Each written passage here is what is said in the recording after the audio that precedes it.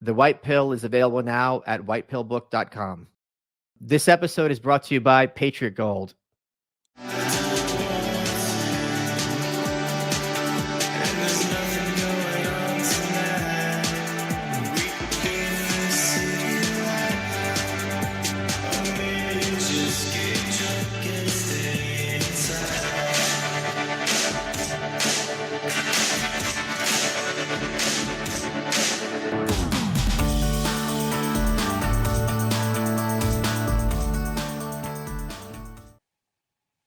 Good afternoon, Michael Malice here. Let that be your welcome for the next hour. We have with us a very long-awaited, very special guest, Andy No. Andy is editor-at-large at the Post Millennial. His last book, Unmasked, let me get the exact subtitle right.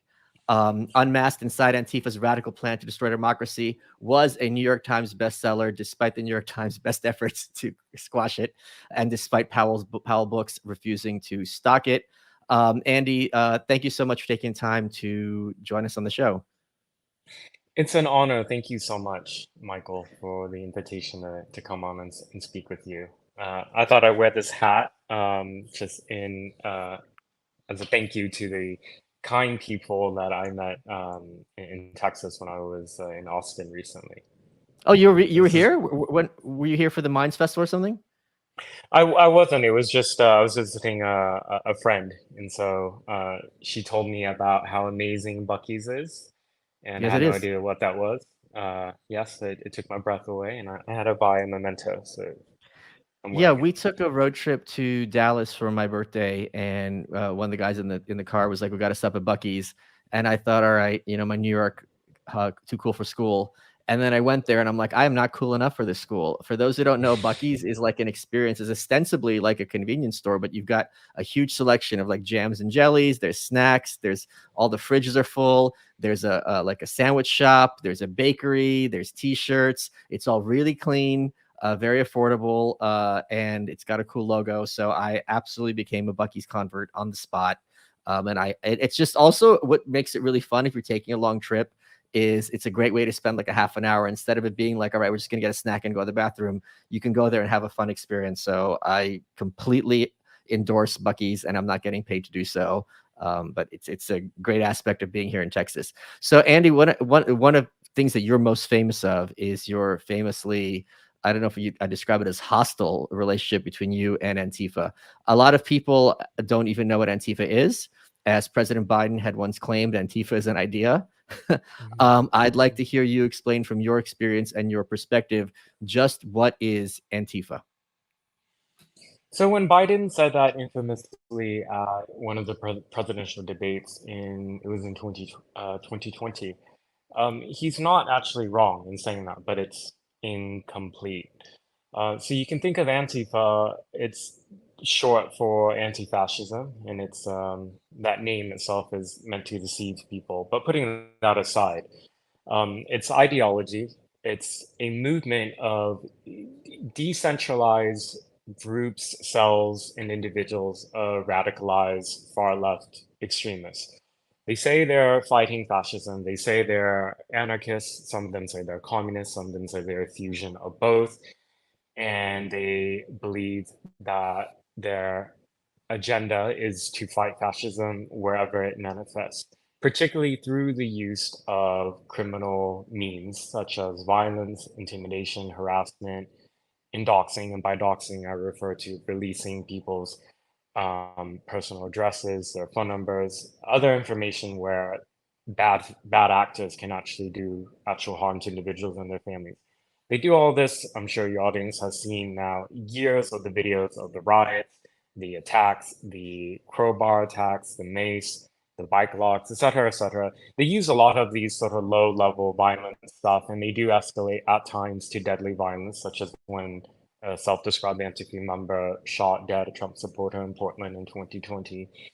Um, so, you know, they have to organize an opposition to something. It was really easy to, in terms of a propaganda messaging standpoint, to do that when Trump had won the election in 2016 and 4 years of him in office, because they had the mainstream media repeating the lies day in and day out. America elected a fascist. We're under a fascist regime. People need to resist. Hashtag resist.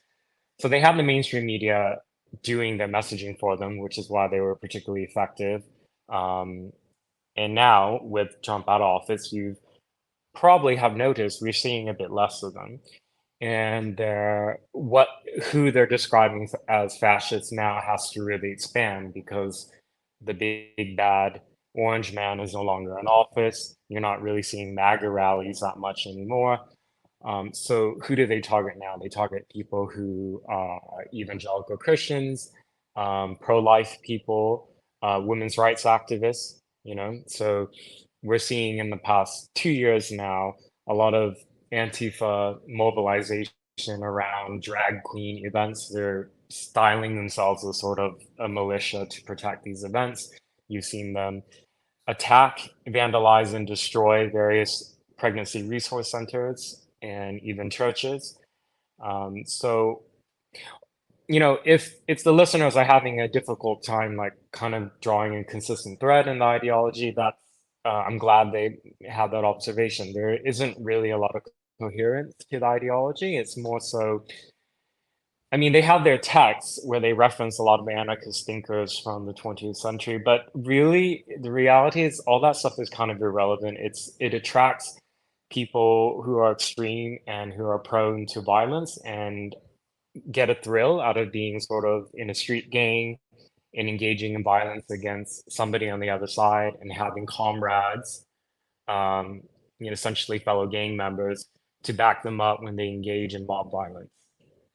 But would you let's just take a step back. Do you think there's any place for violence in political discourse in this country? No, I think the success of liberal democracies and Western societies, developed societies, is that we don't normalize or have a norm of political violence. Obviously, there are historical examples of where that's not the case. But I think um, discourse in civilized societies is how we're able to resolve conflict, right? Uh, Antifa view all this as antithetical to their agenda, which is why they explicitly use force and violence to shut down discussion. That's very important to their MO, is silencing people by any means necessary. So they believe, for example, that um, a Holocaust could have been stopped, would be a future Holocaust can be stopped if you nip any far right ideology in the bud. And by that, they mean going after people for expressing speech that they view can lead somewhere down the line to fascism.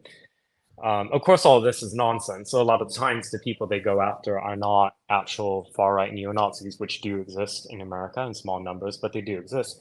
They go after people, the low-hanging fruit, the low-hanging target, I mean. So somebody with a Trump flag, somebody who expresses views critical of medical transitioning of children, people who speak up for women's rights, etc., etc. But I mean, wasn't America founded on political violence? Yes, but I think we have to be really careful that we don't.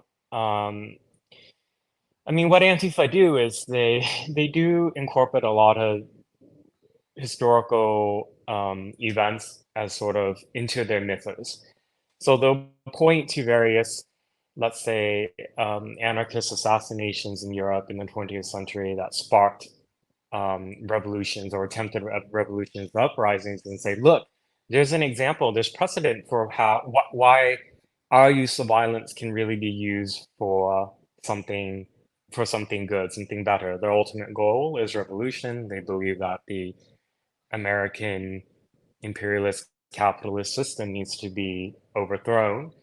And so anything they can use to sort of as propaganda to incite violence and uprisings, they will use. BLM's messaging has been particularly effective for them. It's really easy, for example, to point to instances like George Floyd or Michael Brown or others and say, look, the police are the instrument of the state. The state is systematically racist against Black and brown people. They're armed, they're out there specifically with the goal to kill people of color, trans people, etc. And therefore, when we engage in violence, it's not actually really violence, it's self-defense. I'm repeating their lies and propaganda Sure. here.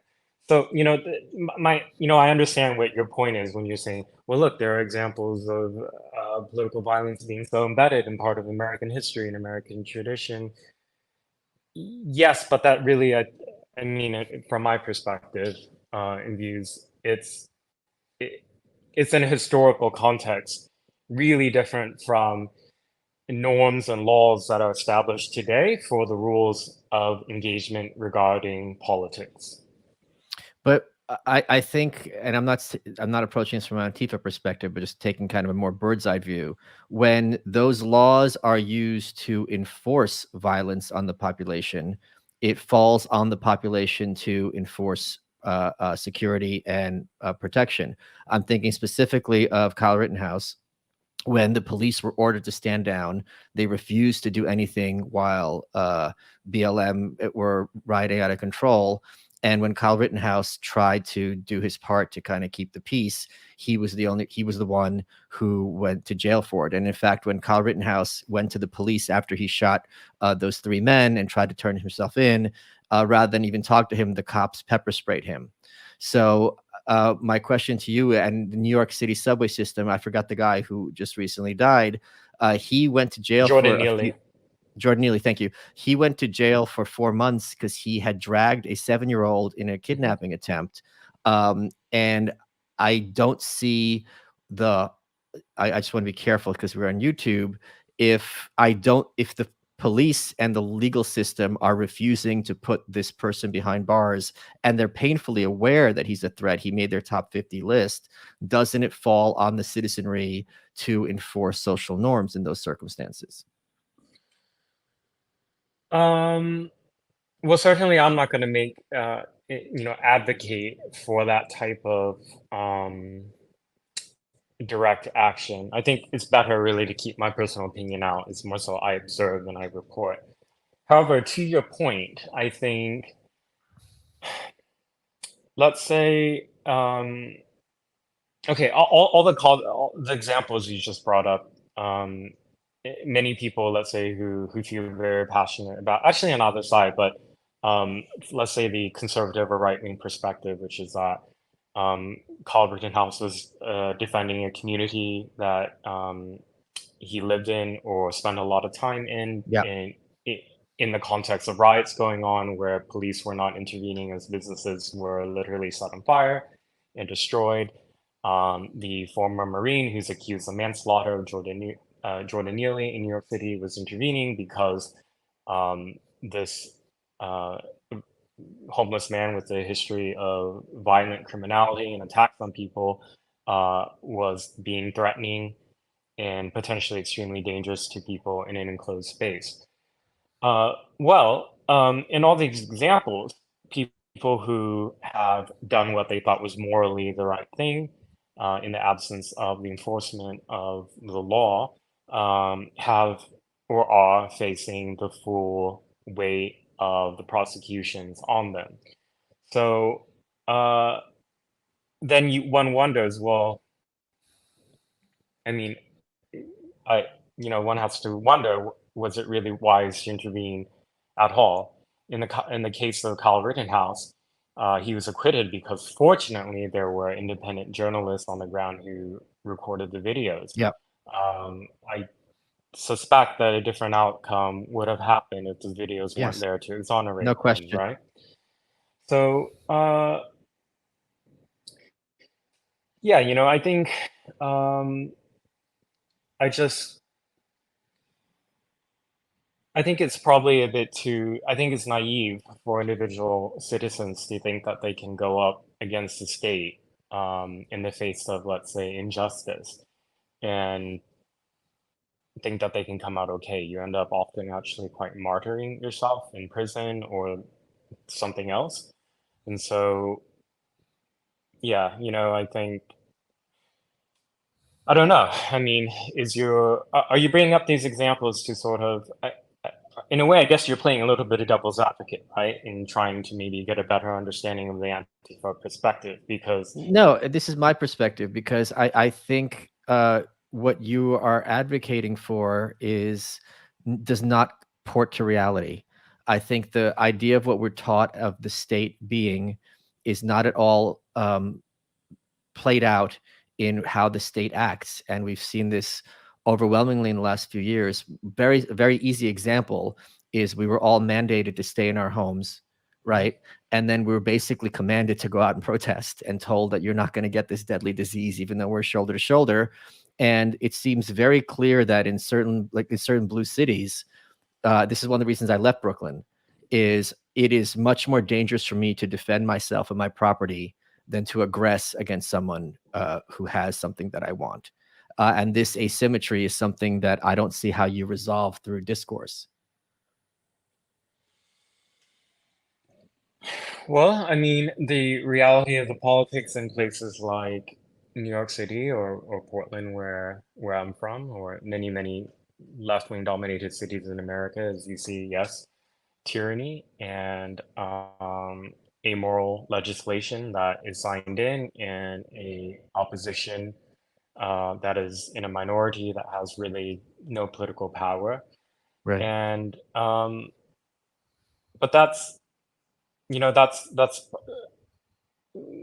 this is what federalism is, right? It's just different states, different jurisdictions, different counties, all going to reflect the politics of the people who are involved. And I think um, this doesn't necessarily mean that one should throw out the baby with the bathwater and say the whole system doesn't work. I think there are many shortcomings of any governmental system, but I think um, liberal democracy broadly, as we have it in the West, I think is in my opinion, one of the best forms of government when it's working properly, and often it doesn't. And you can point to many examples in many jurisdictions. I write almost, I mean, every day a report on Right. about Right. things happening in Portland, about how you can have on paper um, uh, First Amendment, Second Amendment, things like that, as part of applies to places like Portland, but the reality on the ground is very much different. Right. I think the responsibility of the American citizen then is to get involved in local politics. Citizens tend to kind of not really care about politics unless it's maybe a presidential election every 4 years. And then I'm not referring to you specifically, I mean in general, the person turns a blind eye to what's happening at the school board, at city council. Um, and then you look, and then now all of us are kind of surprised that there are all these sexual propaganda stuff in the state-funded schools. Um, how, it's just it happens because of the lack of engagement actually in the political system. I don't think it's because the system is a failure. It's rather that one side has been um, not participating enough in informing the public about what's happening. Folks, I would love to talk to you about fastgrowingtrees.com. They sent me one, and I love the tree that they sent. You can breathe some life into your own backyard with fastgrowingtrees.com this spring. From shade to fresh fruit to privacy and natural beauty, let fastgrowingtrees.com help you plant your dream garden with their expert advice and fast, reliable shipping. It comes to you safely and in one piece. I can speak from experience. You don't have to wait in long lines and haul heavy plants around. With fastgrowingtrees.com, you order online, your plants arrive at your door in a few days. And also, they curate thousands of easy to grow plants. So you go on their website, there's stuff you're not going to see at your local place, and it'll also tell you if this plant will be happy in your climate and habitat. Join over 1.5 million happy Fast Growing Trees customers. Here's the thing. If you go to fastgrowingtrees.com/welcome, you get 15% off. 15% off at fastgrowingtrees.com/welcome. Not too shabby. That's the kind of shade I can get behind. Folks, when you dress good, you will look good, you will feel good. And I want to talk to you about Rhone, RHONE. Men's closets were due for radical reinvention, and Rhone stepped up to the challenge. Their commuter collection is the most comfortable, breathable, and flexible set of products known to man. And here's why. Rhone helps you get ready for any occasion with their commuter collection. It's got the world's most comfortable pants, dress shirts, quarter zips, and polos. You don't have to worry about what to wear when you have the Rhone commuter collection. And their comfortable four-way stretch fabric provides breathability and flexibility. You can be free to enjoy what life throws your way, from your commute to work to your 18 holes of golf. It's time to feel confident without the hassle with Rhone's wrinkle release technology. Wrinkles disappear as you stretch and wear the products. It's that easy. And hey, with their Gold Fusion anti-odor technology, you'll smell fresh and clean all day long. And on top of that, Rhone is 100% machine washable. Ditch the dry cleaner altogether. It looks good, it feels good, and it makes you look like you're stylish. The commuter collection can get you through any workday and straight into whatever comes next. Head to rhone.com/malice. Use promo code malice, 20% off. That's 20% off your entire order when you head to rhone.com/malice and use code malice. It's time to find your corner office comfort with Rhone. Let's get back to the show. But let's just talk about these things with like so-called trans kids, right? We're hearing a lot of cases, especially in Canada, where you have, a couple got divorced and the mom has decided that their kid's trans, and the dad, who is like, it's just my son's a sissy or my daughter's a tomboy. It's basically like, not only is he just completely regarded as a pariah, he's often threatened with jail or some other, loss of custody. I mean, it's not like you have right to your opinion. If you're a dad in Portland, or if you're a dad like that in, California, I don't, and this is happening right now. This isn't just theoretical, right? Like, I don't know what I would tell that dad. I don't think like just try to inform people is enough. I think in cases like that, if this was my kid, I would start considering taking them to another country, and I wouldn't think twice about it. So in Washington State, it was actually just days ago that the Democrat governor, Jay Inslee, signed into legislation a so-called gender-affirming bill that protects shelters from not informing parents and guardians of children who run away from anywhere in the U.S. And it's being built in terms of the messaging and the PR around the now law, is that it protects transgender Wait, youth. can I get this straight if I'm understanding you correctly? My kid in Oklahoma flees to Washington State. Mm. According to the law, and holds up in some shelter there, they are not required, or they're required not to inform the parents back in Oklahoma? If the child makes the allegation that the home environment was not gender affirming, the shelter will no longer, by law, be required to inform the parent or guardian that they have custody of the child. That's correct. Holy crap. Are they allowed to? Is it up to them, or is it like they're mandated not to? Because I know in California, for example, if you're a therapist, it is illegal. You're going to lose your license.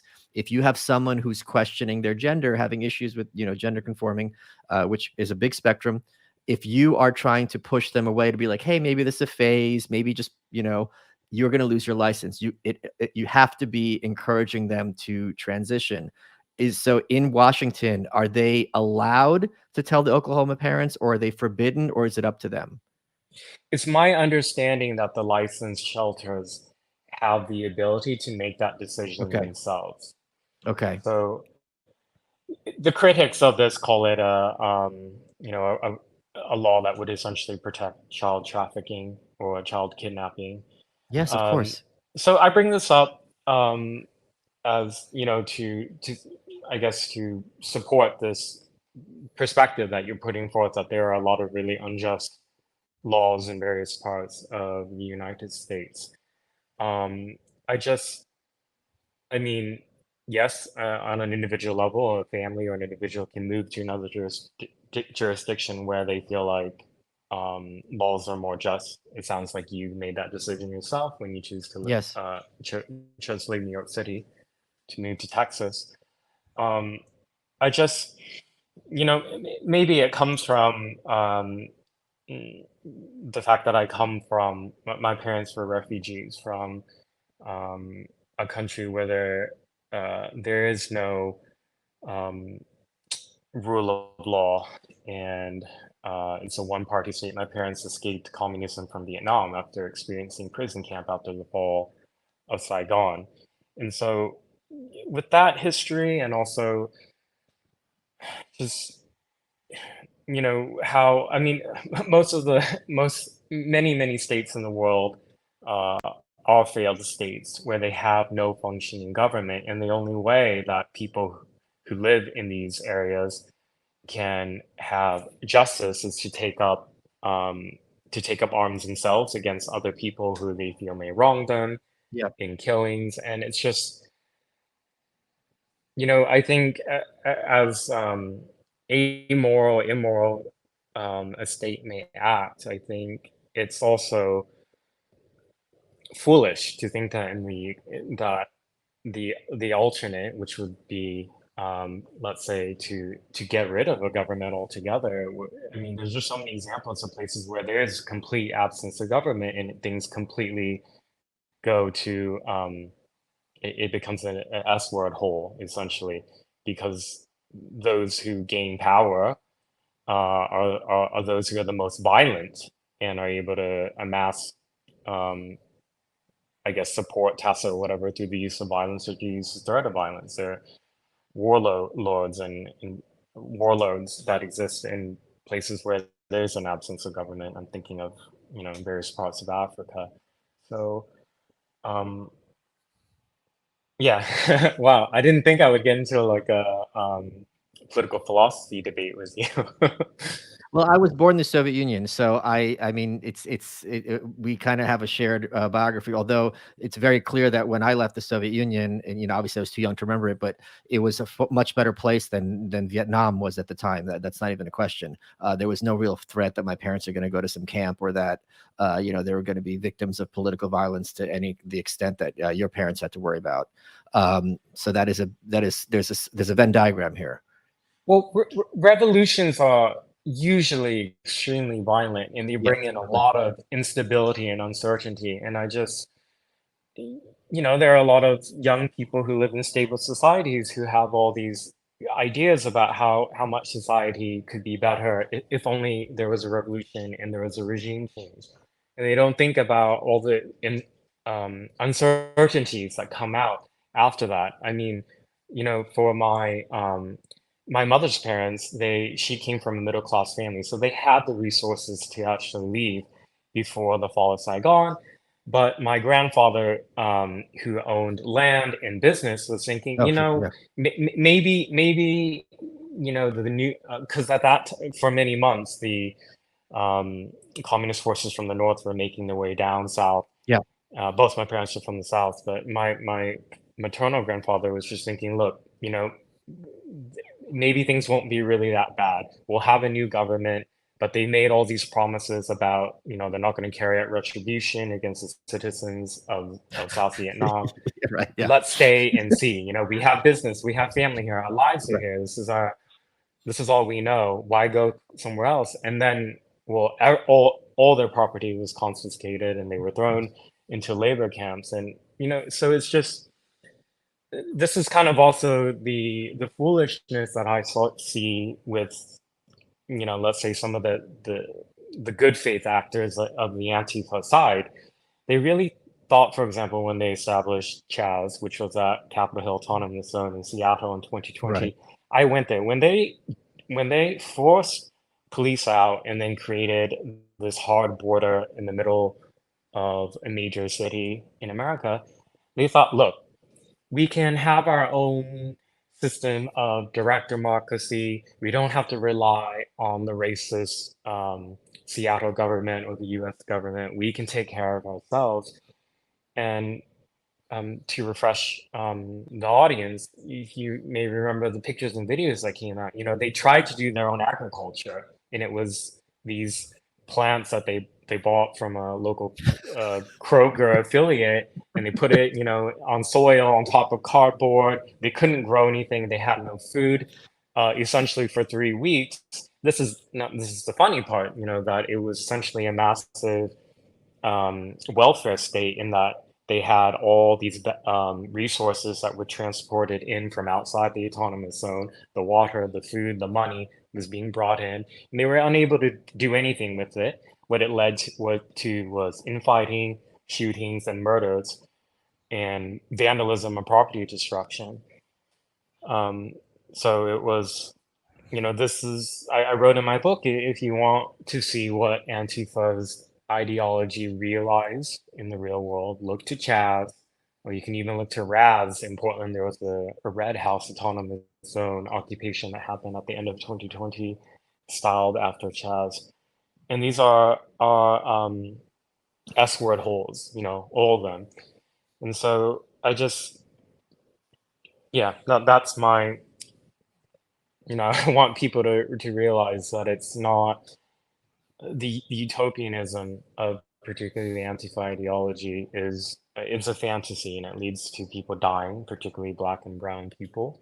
Um, you know, having a political discussion about anarchist political philosophy is really entirely different thing from what I report on. I only kind of touch on it just because Antifa claim to be radical anarchists. But as you've probably observed, quite often in many jurisdictions, the power of the state, of the American state, is completely in line with their agenda. Antifa Yes. love it when left-wing prosecutors or corrupt prosecutions go after their political enemies. They love it. They celebrate it. So, these are all, they're filled with, it's a hypocritical movement as well. But But I mean, one of the reasons is because the subtitle of your book is Antifa's radical plan to is it destroy, dismantle, destroy democracy. I have never heard a good argument, and I've only heard a few bad arguments why I should give two craps about Karen's opinion about how I should live my life or what I should do with my property, my money, which is the basis of democracy. It makes no sense to me, and maybe the argument could be that it has a positive result, but it seems that in its just essential nature, it's fallacious and fraudulent. yeah, I understand that perspective. There's a lot of people who, of the libertarian traditions who, well, have the views that you do about why should uh, other people be able to vote in lawmakers who have a philosophy about really big government intervention. Or I don't Chesapeake have, even. Yeah. yeah, I don't have a good response to that. I'm not necessarily agreeing or disagreeing, really. It's just, it's, what I write about and report on is political extremism, and I think, um, well, personally, I believe the role of the state is really important, particularly around public safety and things like that. And then when you have violent extremist elements within the American body politic advocating for the dismantling of law enforcement and offering up other alternatives that have been tested to various degrees to massive failure. And the response from these ideologues is, well, we haven't tried it enough. It's like we Right. haven't done the full prison abolitionism. We haven't done the full defunding of police. There was, pulling back of funds, but the police were refunded in all these places anyway. So we need to just keep trying harder. And I mean, how many people need to die, Right. in this type of project? A lot of the Antifa look to places like Rojava, which is also known as Kurdistan. It's this autonomous region carved out of Syria, where mostly ethnic Kurds have created what they call an autonomous zone, where they do direct democracy modeled on libertarian socialist worldview of things. And it's like, well, they're able to have that because Syria is a failed state. And so in Iraq, under at least when during the Islamic State insurgencies, was essentially a failed state or failing state as well. So I and millions of people died in the conflicts since the Arab Spring. So I just urge sort of like caution for the philosophers who kind of they have an ideal about how society could be better, and they don't really think about particularly all the historical examples of attempts to achieve these things have resulted in mass famine, death, destruction of civilization.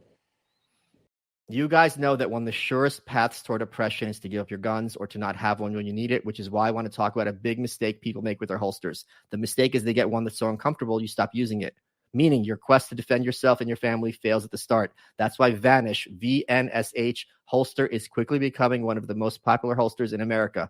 Thousands of customers say it's the most comfortable holster ever, and when you get one, you'll never stop carrying. And this holster also saves you money because it fits 99% of all semi-automatic handguns, works without a tactical belt, lets you carry in multiple positions, and carries 2 fully loaded magazines. And best of all, because you're a supporter of the show, you can get it for $50 off. Go to vnsh.com/malice to activate your discount today. Normally it's $130. You'll get it as a steal as a You're Welcome listener. Go to vnsh.com/malice today to claim your $50 discount and protect yourself and your family. I love these guys. Folks, experts say that China is hoarding a massive amount of food. They'll soon have over 2/3 of the globe's corn reserves, over half its rice, and over half its wheat. But when asked about it, China lies. One China expert said they, of course, will never admit to doing something like that. Well, what does China know that we don't? When it comes to global food shortages, China is the canary in the coal mine. You see, China is the world's #1 food importer. They rely on the rest of the world to keep their people fed, so they can't afford to mess up, or there'll be riots, civil panics, or even worse, when over 1 billion people can't eat. So what does this mean for Americans? 2 words: food shortages.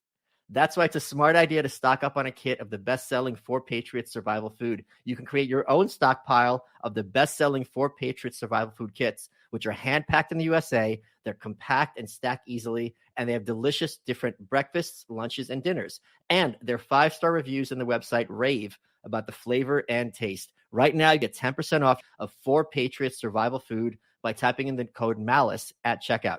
Go to 4Patriots, that's the number 4, 4patriots.com, and use code MALICE to get 10% off your first purchase of 4 Patriots survival food. That's 4patriots.com, use code MALICE. Let's get back to the show. Let's talk a bit about your recent work with all this drag queen story hour. I saw someone on Twitter very recently made the point. It's like, how come you don't have like drag queens reading to senior citizens or reading to, Vietnam vets, like vets of any kind, people who are maybe lonely or someone in the hospital? They're specifically going after children. I had James Lindsay on my show several months ago, and he discussed how the progenitor of this whole movement was to specifically talk about targeting children and giving them queer spaces and things like this. At the same time, the corporate press would like to pretend that it's all entirely innocuous, and this is just some kind of weird homophobia, transphobia. People are pushing back about it. There are complete lies that in many states they're trying to ban drag altogether. Whereas my position, and I'm sure you agree with it, it makes no sense if you had Chippendales story hour or a stripper story hour. These are adult entertainment art forms, and people go to these clubs at night. They get drunk. They have a rowdy time. A lot of it's outrageous and risque, and it is what it is, and let adults have their fun. Why you're bringing kids into this. So can you talk about what you've seen firsthand at these events and how it's been misreported, if it has, by the corporate press and in social media?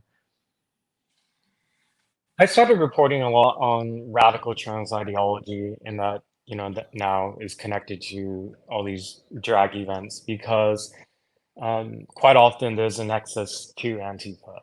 Um, Oh, okay. as parents have become concerned about some of these events because of safeguarding issues, and these are legitimate concerns.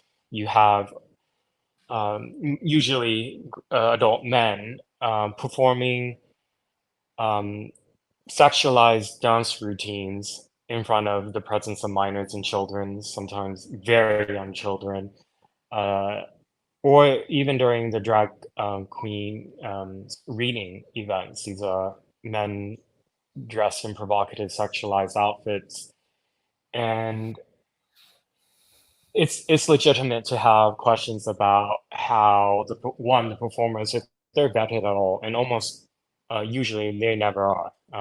I just did a report out of Washington State in the Seattle area of an all ages Mother's Day themed drag event, um, where children were in presence, and the performances is basically what you would see at a strip club, but by Yeah. drag people, the gyrating and all that.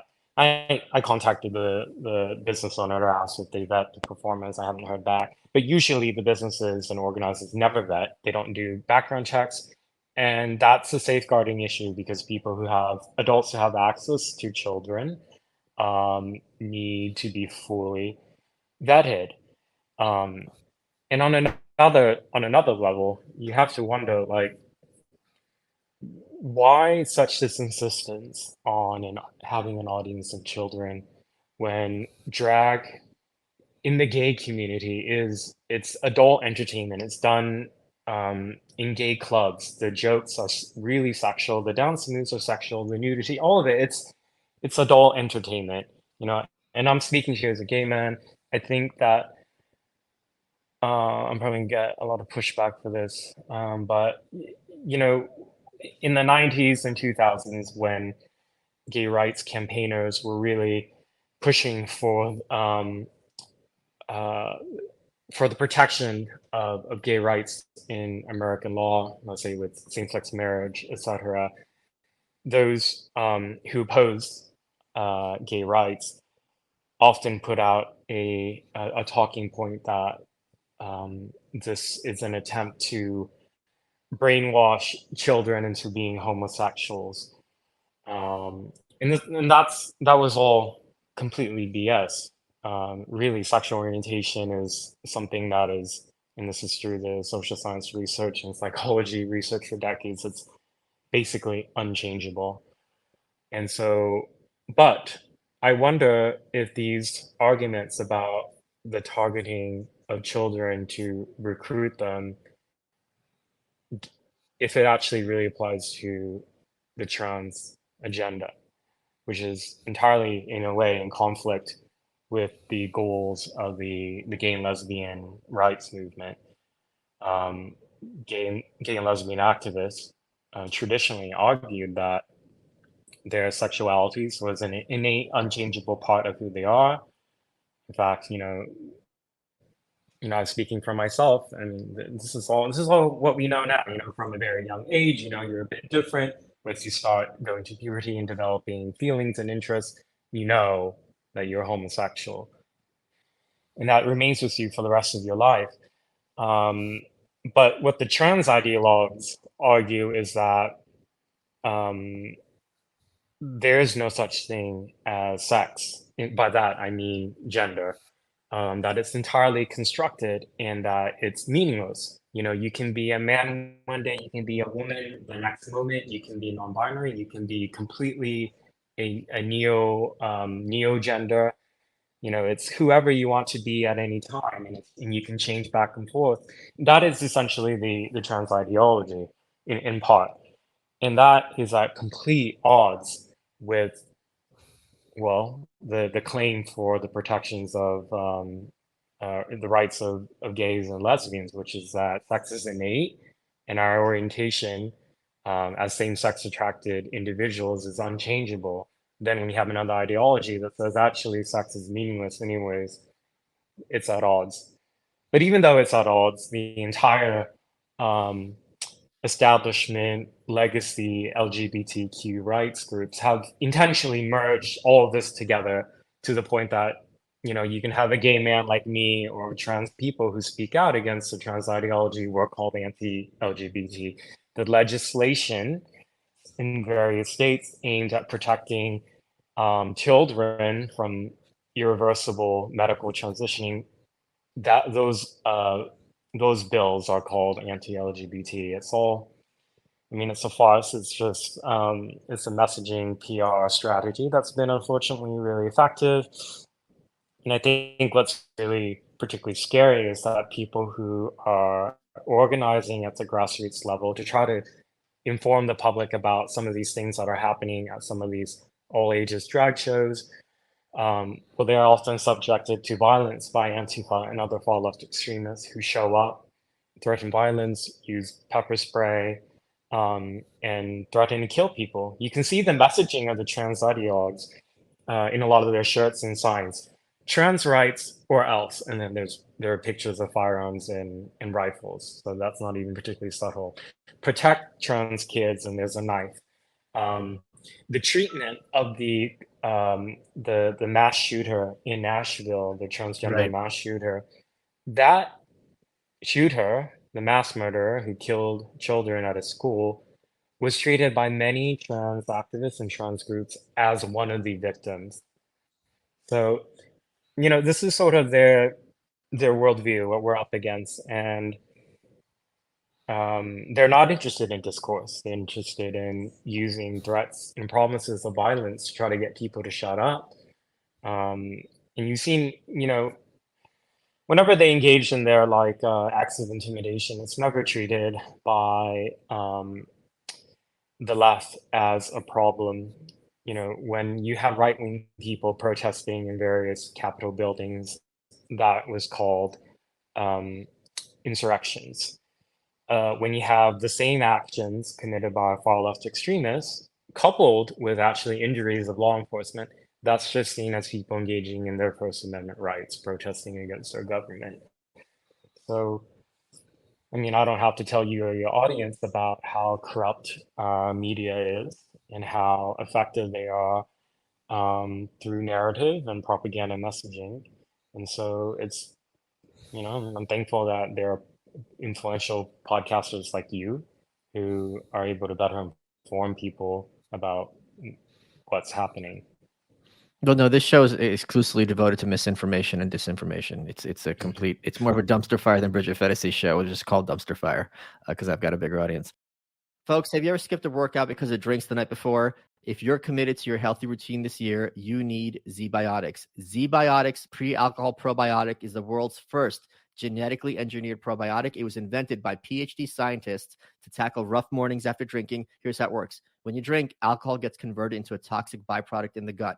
It's this byproduct, not dehydration, that's to blame for your rough next day. ZBiotics produces an enzyme to break this byproduct down. It's designed to work like your liver, but in your gut where you need it most. Just remember to drink ZBiotics before drinking alcohol. Drink responsibly and get a good night's sleep to feel your best tomorrow. Give ZBiotics a try for yourself. Go to zbiotics.com/malice to get 15% off your first order when you use the code malice at checkout. ZBiotics is backed 100% money back guarantee. If you're unsatisfied for any reason, they'll refund your money. No questions asked. Remember to head to zbiotics.com/malice. Use code malice at checkout for 15% off. Thank you to ZBiotics for sponsoring this episode. Hello, guys. Michael Malice here, underwear model to the stars. If you want to get inside my pants, you want to wear Sheath underwear. If you go to sheathunderwear.com and use promo code Malice, MALICE, you get 20% off. What's great about Sheath, and I wear them every day, is they've got this dual pouch technology because there's one pouch for one part of your male anatomy, another pouch for another part of your male anatomy. First time you try them on, you're getting all your hands in there. You're like, this is weird. And from then on, you're like, oh, this is the most comfortable underwear I will ever wear. It's got added comfort, added performance, added mobility. And there's something a little subversive about talking to someone while the whole time your underwear is cupping your junk. I'm not going to lie. I do enjoy that aspect of it. If you go to sheathunderwear.com and use promo code Malice, you get 20% off your underwear, including my underwear. That's sheathunderwear.com and use promo code Malice, MALICE, for 20% off. Let's get back to the show. But let me, if I can ask a personal question, you don't have to answer if you want. My high school was half Asian, and growing up gay would have not been acceptable to any of those parents. Did you have a uncomfortable coming out story? Or we can move on to the next question if I don't want to talk about it. Yeah, I can talk about this. I'm glad you asked. So, most East Asian societies are actually quite conservative when it comes to things around sex and sexuality. It's tied into a pretty long tradition of Confucianism. And so the sort of don't ask, don't tell attitudes around sex and homosexuality, it's different than, let's say, the white American hesitancies around that because it's usually not tied to Christianity. Um, so Yeah, it's just about having more, like modesty is really like a virtue of East Asian societies. So, being publicly out about your sexuality is just seen as sort of um, it's like immodest. And for me personally, I came out to my family actually rather late. Um, I was like maybe 27 or something, and I didn't give my my mother more credit than she deserved. When I was growing up, I was the typical sissy gay boy, so I was really into Britney Spears, Christina Aguilera, the bubblegum pop. I played with my sister's dolls when I was younger. Most most, let's say, American families, when if they notice that in a boy, they would notice that that's not typical boy behavior. Right. Um, I think for my parents, because they were recent immigrants, they didn't really know uh, what type of music boys or girls listen to, or type of toys American boys or girls play with. So they didn't really catch on. But actually, by my mid-20s, I think what me and my mother noticed finally wasn't actually about my interests and how they were more female typical, but that I had never brought home a young woman ever. And when I was nearing 30, she finally caught on. She asked me one day, and Oh, she asked you. Oh, wow. mhm, Okay. yeah, yeah, she took it really well. I think, um, uh, yeah, I mean, the attitudes around homosexuality has also changed very rapidly in East Asia, as it has in the West. It's not quite to the same level, but yeah, I mean, they're much more open about it now, and just years, not even that long ago, just a number of years ago, homosexuality was still really kind of seen as a psychopathy, not psychopathy, a psychiatric condition, Yep. and was treated as such, particularly in Vietnam. That's not the case anymore as of recent, but um, yeah, I'm, I think I wouldn't have changed my upbringing. I think East Asian values around modesty and hard work are really important, and it leads to good decision making when that's instilled as a value into the children and the next generation. And you can see in the data that East Asians, wherever Yes. they immigrate to in the West, do economically, academically very, very well. Yes. And it's because of the various values of a merit-based society, and also um,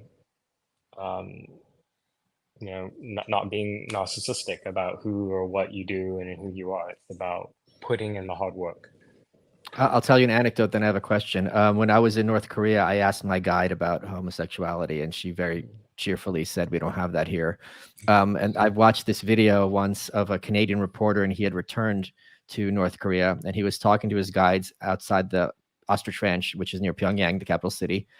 And he goes to them, he goes, "Oh, the last time I was here, I was talking to you guys about gays and lesbian." And the male guide, who was like in his 50s, like, "Yeah, yeah, yeah, we know, yeah, yeah." He goes, "Well, do you guys have bisexuality?"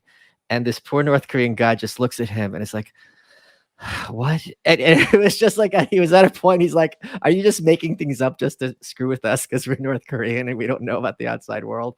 But my question to you is, do you ever, if that was how you were as a little boy, do you ever stop and think that if your mom had been a white liberal, that you would be Andrea right now, or whatever name, and you'd be in a dress? Yes, I think about that all the time, and it's really painful to me when I see these stories of families being celebrated of where what they have is a child, a boy who's essentially a sissy boy, Yeah. who's been raised in an environment where the child is introduced to trans ideologies, encouraged down that path through puberty blockers, and later through medical transitioning. We know through the medical literature that, and this is repeated quite often, that most um, children who have gender dysphoria um, don't deal with those feelings anymore once they go through puberty. And in fact, a majority of them will end up being homosexual. And so, but again, this is how trans ideology really is in opposition, I think, to gay rights, or even the rights of children who have same-sex attraction, minors who, teens who have those feelings. It's like, instead of just allowing them to be the boy or girl, however they manifest themselves, they're being encouraged to actually change into physically change their bodies into something else. And it's really actually bizarre that that's being encouraged as like a beautiful thing, that's being authentic to oneself. You're not being authentic to yourself if you have to alter yourself through hormones and medical surgeries, changing health, taking away healthy body parts, inverting healthy body parts, introducing, a lifelong dependence on cross-sex hormones and potentially many, many surgeries to be your authentic self. That's, this is it's so interesting how so many things that leftists sell us on, it's actually really the complete opposite in reality. It's also something that I don't think is discussed anywhere near enough is the effect of hormones on the human psyche, because it's very widely known that if a woman is Mm, pregnant, watch out, she's crying 1 minute, screaming the next, laughing the next. It's very, very common. When males take testosterone or steroids, it's very correlated with aggression and muscle growth, those other things. But just the psychology is certainly there. Like someone who's got high testosterone, he's looking for a fight, and there's never this question that, like, well, what happens when you give a child or a minor or even a young adult these hormones, and what effect if someone has already dealing with suicidal ideation or depression or mental illness, and you add hormones to the mix, the idea that it's automatically going to move that individual into a positive direction, and it's never going to make them even more spiral even harder, is not discussed at all, even as a hypothesis. And that to me is because the surgery isn't universal, but the hormone use is much more common, much more easy to yeah. access. And that is like a step one issue that we're not even getting to the stuff downstairs, or the removing of the double mastectomies. Yeah, I wonder, I have to look into the literature on this, but I wonder if the introduction of all these different hormones may correlate also with maybe more of an increased propensity towards violent outbursts Oh in yeah. some extreme examples, because you may have seen that in 2020, I was posting the mugshots of the riot suspects in all these different cities, particularly Portland, because that's where I'm from, and that's where we had the longest Antifa riots in 2020. We had 120 nights every day, nonstop. And so I have this data set of 1,000 arrestees. And what I was seeing is that there's this disproportionate representation of gender diverse people, who, men and women who are clearly on cross-sex hormones, um, and are trans in some way. And it's, well, for one thing that it tells me is that a lot of transgender people are being drawn into political radicalization. Yes. And in fact, there was a study out of Quebec, Canada, that found that transgender people are particularly vulnerable to violent radicalization. And I wonder how, the use of hormones makes, let's say, these young women more willing to engage in violent confrontation. Um, and then, of course, the trans women, by that I mean biological males who are now identifying as women, they're being violent in a way that's also still typically male typical as well. And so, and of course, the ideology of the Antifa on the far left encourages violent confrontations as well. What did they say? Uh, don't ex don't respect my resistance, or respect my existence, or expect resistance. They have all these chants about justifying these sort of militant confrontations around the trans ideology. So it's a really volatile situation. You have organized groups of violent individuals who are quite often trying to recruit transgender people. You have vulnerable people with psychiatric comorbidities being on various hormones. And then you have an environment where the mainstream left-wing society encourages militant direct action for the cause of trans rights. Have you seen what's going on around us? You've got the Silicon Valley Bank collapse. You've got the government trying to bail them out with our taxpayer money. Saudi Arabia is meeting with China to accept yuan for oil purchases. This might be the end of the petrodollar. And Xi Jinping, of course, is meeting with Putin in Russia. Behind the scenes, while we're not paying attention, MasterCard, Citigroup, and other global banking giants have started a digital dollar pilot, or what they call Biden bucks. Biden has fast-tracked its development. What does that mean? The Fed can monitor every transaction and devalue purchasing power even more. Do you know where else they have digital money? China. China's digital currency helps the CCP punish or coerce citizens with social credit systems in place. If a citizen commits even a minor infraction, they can be blacklisted from traveling, going to restaurants, renting a home, or having insurance. You don't think it would happen here? Look what happened during the COVID mandates. Digital is currently a major step in expanding authoritarianism, and countries all over the world are poised to adopt central bank digital currencies, which are programmable forms of fiat money, which allow them to track, trace, and freeze a person's funds. The corporate press wants you to watch Biden give money away to Ukraine, and presidential hopefuls in the Republican Party are joining suit as they announce their bids for 2024. And according to Bloomberg, the world is in the midst of a macroeconomic reset. What's the shining star? Gold. Gold may be your best protection against all this. The Wall Street Journal has stated gold prices may be headed for record highs this year, and you're in luck.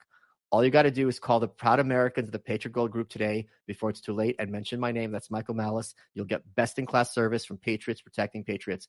Patriot Gold Group has the no-fee-for-life IRA, where your IRA or 401k can be in physical gold or silver, and you may be eligible for the no-fee-for-life IRA and qualifying rollovers. All you got to do, call 888-505-9845 to get a free investor guide today, or even easier, go to malicegold.com. Patriot Gold Group is Consumer Affairs' top-rated gold IRA dealer 6 years in a row. So call 888-505-9845 or just go to malicegold.com. Let's get back to the show. You aren't a huge dude, to put it mildly. So when you are, and you've kind of got a known face in certain circumstances, certain circles. I mean, how do you handle that fear of being physically, and you have been physically assaulted on more than one occasion? Like, how do you handle that kind of like, oh, holy crap, am I going to get spotted? And is someone going to, feel the need to like make their name by doing something to me? So I first started covering Antifa all the way back in late 2016. In November 2016, when Trump was announced as the surprise winner of that election, in Portland, we had 3 days of rioting. I was working on a student paper at that time at Portland State University. I went out. I was assigned with covering the protests that night.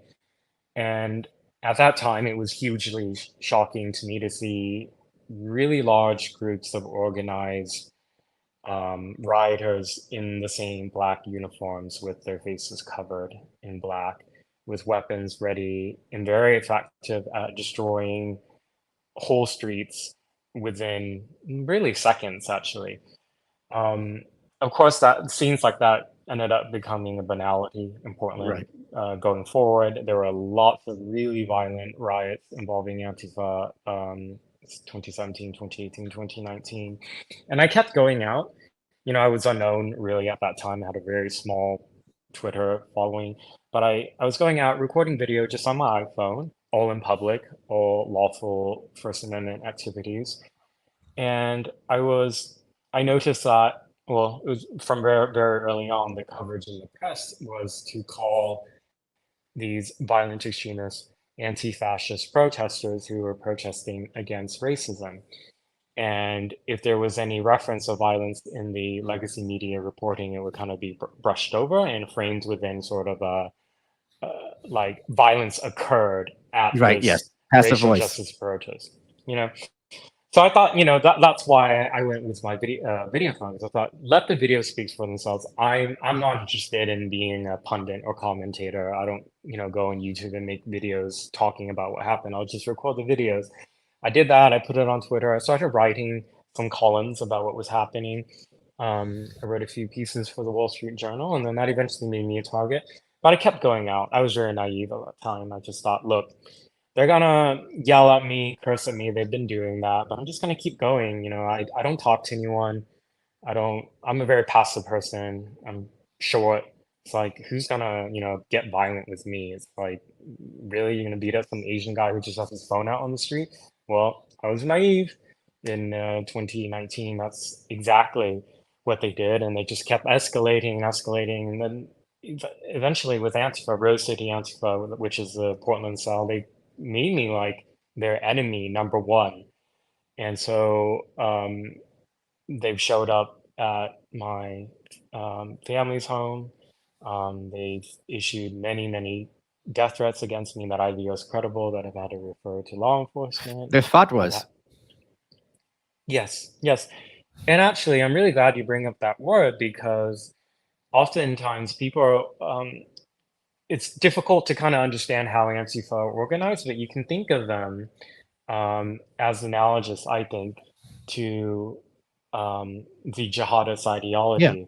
You can have official groups like Islamic State, like Al Qaeda, like Boko Haram, but you can also have just the ideology and the propaganda put out into the ether, and then a call for violence in various radicalized individuals who have never traveled to the Middle East, take up a car for a car ramming, as they've done in Europe and in the US many, many times. They take up a knife, they take up a handgun or a rifle and commit atrocities without having actually any direct Right. linkage to a centralized cell or group.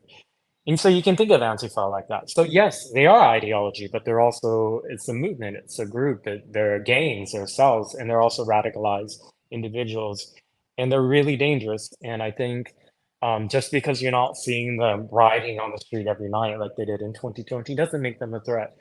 The threat, I think, the main threat they do is to chip away at this American norm of discourse, and First Amendment as sort of a value that we all share. They're chipping at the legitimacy of that, and they've been aided by a lot of Democrats who, unfortunately, have question if the First Amendment is still relevant today. We need to really limit speech because there's too much hate speech, there's too much disinformation. The First Amendment allows too much.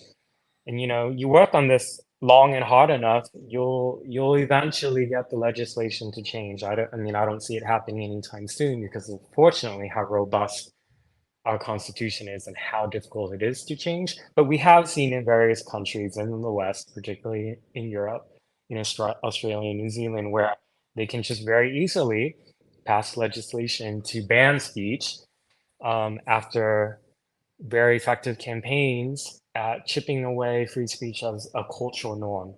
Yeah, for a law to have legitimacy, it has to be a cultural norm. But I mean, you just to circle back to the question, how do you handle just being afraid? I mean, are you just like nutting up, or is it like, just you have this kind of a Calvinist sense of destiny? Um, well, after my mob beating in June 2019, that's the one where they punched me repeatedly in the head and face, and then they threw all the milkshakes on me. Those were lots of pictures that were taken at the Yeah. time that went viral. I had a subarachnoid hemorrhage from that, which is bleeding in the brain, so I nearly died in the hospital. I was very lucky to um, uh, recover from that mostly. Took about 6 months of medical treatment and therapies not in the hospital. Um, but then I changed my tactics. I thought, look, everything I was witnessing for years now, I need to write about it in a book, but I still need to be on the ground, so I'll be undercover. In 2020, when rioting happened after George Floyd died, there were so many people going out on the streets that I was able to blend in undercover, Okay. because there was just too many people for Antifa to really keep eye on everyone. And I kept going, and for months, that was okay. But in 2021, May Day of 2021, I was undercover again on the streets, and there was maybe 50 to 100 people. And no, it wasn't May Day, sorry. It was the 1 year anniversary of George Floyd's death. That's what it was. Or it was 1 year anniversary of the riot. It was an anniversary for something Sure. significant for Antifa in Portland. I went undercover and I was, unfortunately, they became suspicious because um, I wasn't confronting police with them. I wasn't throwing stuff at the police station. And there was, just several dozen people. So they were able to go up and question me. And they pulled off my mask and chased me through downtown. I had to take refuge in a hotel. They had beat me before I ran in the hotel. I was pretty badly injured again. And so my goal is not to be a martyr. Yeah. I'm not this dumb person who just keep going out to like get injured. I've had to really change how I do my reporting, and it's a really sad reality. I do primarily writing now. You probably um, people will notice, I don't really post videos that I record very much anymore because I'm not able to do it. I've become such a big target to not just Antifa, leftists in general, that it has made citizen video journalism for me essentially impossible, um, which has been really sad and disappointing, but a reality of what it means to be somebody who's disruptive in some way in America. I've had to learn different skills and focus on different things. I do a lot of crime reporting in writing now, and I think that reporting has illuminated a lot of very important stories. And I'm still able to do important work without necessarily putting myself at physical risk by being on the ground. I really miss being out there. Unfortunately, I cannot. And so, um, and I guess in one way, the violent extremists in Antifa have won.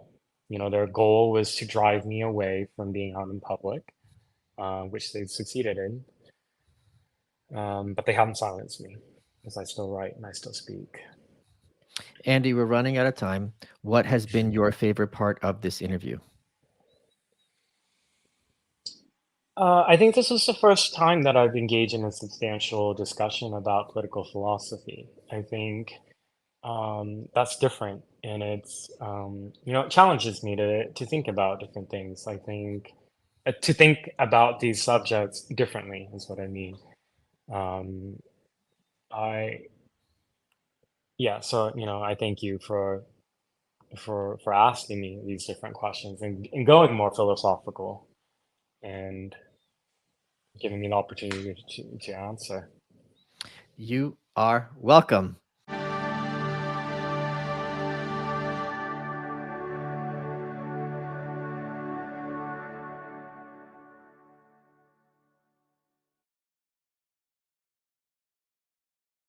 This is Walk-Ins Welcome with Bridget Pedicy. I love hearing people's stories of resilience and grit. This is why I created this podcast. We are very excited to welcome Jim Gaffigan, Yasmin Mohammed, Glenn Beck, Tim Dillon, Abigail Schreier, Jeff Garland, Ayan Hirsi Ali, Sam Harris, Heather Hying, Jonah Goldberg, Ben Shapiro, Glenn Greenwald, Sarah Shahi, Colin Quinn. If there's a culture of victimhood, then let's tell stories of grit and survival. Subscribe and listen now on Apple Podcasts, Spotify, or wherever you get your podcasts. See what's streaming free all month long during Amplify AAPI Voices on Pluto TV. Watch shows like Kim's Convenience with Simu Liu and amazing movies like Meet the Patels and Jason Momoa in Braven. Plus, Pluto TV has hundreds of channels with thousands more movies and TV shows available on live and on demand. Download Pluto TV on all your favorite devices for free. Pluto TV. Stream now, pay never.